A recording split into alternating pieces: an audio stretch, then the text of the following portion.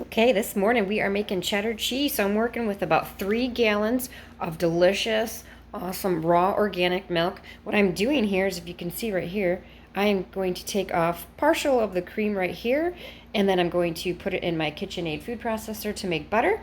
And I use it also in my coffee because it's delicious. And so I'm going to put in the remaining 3 gallons into this pot here, and we're going to bring it up to about 86 degrees.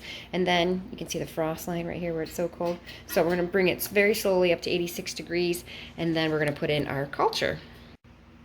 All right, continuing on, I have brought it up to temperature. I have added in my culture, and now I will put a lid on it and let it sit for an hour, and then we'll come back and add our rennet.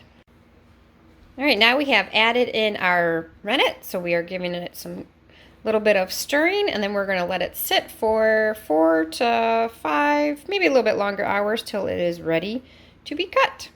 Okay, the rennet has set pretty quick today, and we're going to check for a clean break, and it looks good.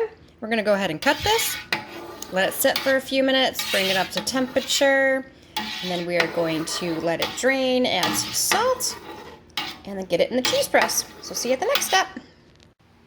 All right, we have dried out our curds, and you can see they're doing good. I've let it drain for a little bit. Now we're going to go ahead and salt them, and then get them over in the cheese press.